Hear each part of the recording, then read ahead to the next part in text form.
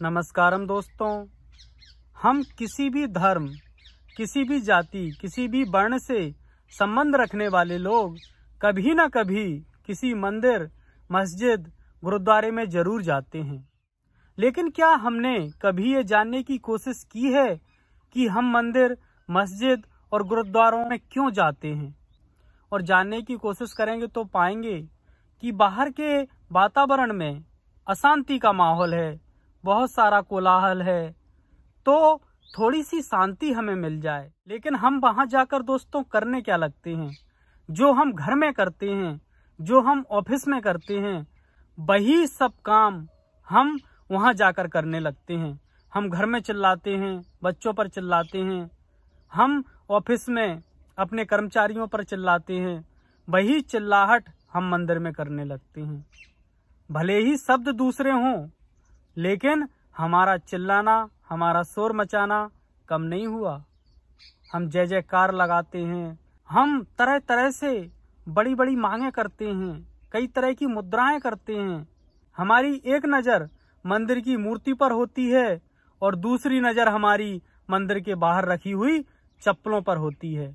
हम वहाँ उस ईश्वर से कहते हैं कि हमें तुम पर पूरा भरोसा है, हमने पूरा जीवन आपको सौंप दिया है। और हकीकत में दोस्तों, ये सब अनर्गल की बातें बाहरी मन कर रहा है, भीतर से तो हमें उस परमात्मा पर इतना भी भरोसा नहीं है कि वो जीवन तो छोड़ो, हमारी चप्पलों को भी चोरी होने से बचा लेगा। ये हकीकत है।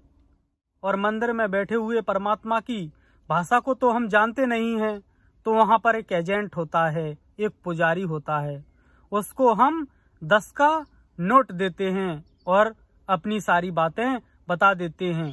वो पुजारी 10 का नोट लेकर उन परमात्मा के चरणों में चढ़ाता है और हमारे लिए, हमारे व्यापार में वृद्धि, हमारे घर परिवार में सुख, हमारे पास धन दौलत के अपार भंडार, इनकी मांग करता है।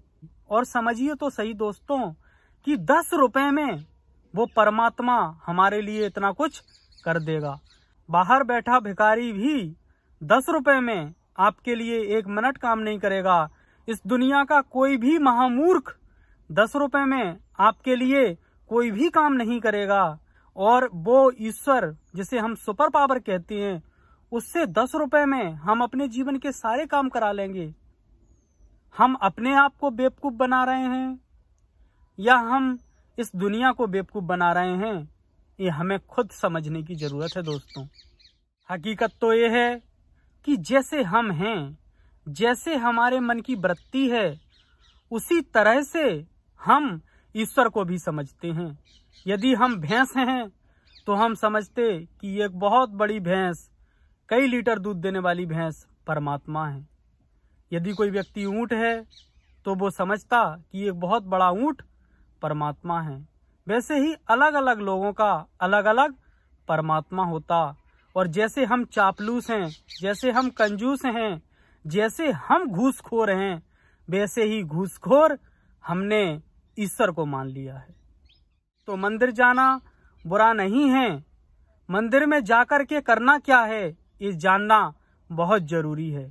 मंदिर हमारे लिए एक सकारात्मक ऊर्जा को प्राप्त करने का स्थान हुआ करते थे, एक चार्जिंग पॉइंट हुआ करते थे, जहां जाकर हम अपने आप को एक सकारात्मक ऊर्जा से भर सकें, अपने भीतर प्रेम, शांति और आनंद का अनुभव कर सकें। यदि आप मंदिर में जाते हैं तो जरूर जाइए, वहां बैठकर मौन से वहां पर उपलब्ध ऊर्जा को अनुभव करिए और उस ऊर्जा से अपने आप को भरिए। फिर आप देखिए कि आपके जीवन में चमत्कार होंगे। वरना आप मंदिर में जाएंगे, वहां पर फॉर्मेलिटी करेंगे, अपने थैली में से प्रसाद निकालेंगे और हर मूर्ति के मुंह में उस प्रसाद को ठूस ठूस ठूस करके वहां विराजित सारी प्रतिमाओं को आप गंदा कर देंगे। इसलिए मंदिरों का महत्व समझिए और उनके द्वारा हमें क्या लाभ मिल सकता है इसको समझिए। तब हमारा मंदिर जाना, मस्जिद जाना, गुरुद्वारे जाना, चर्च जाना सार्थक होगा। धन्यवाद।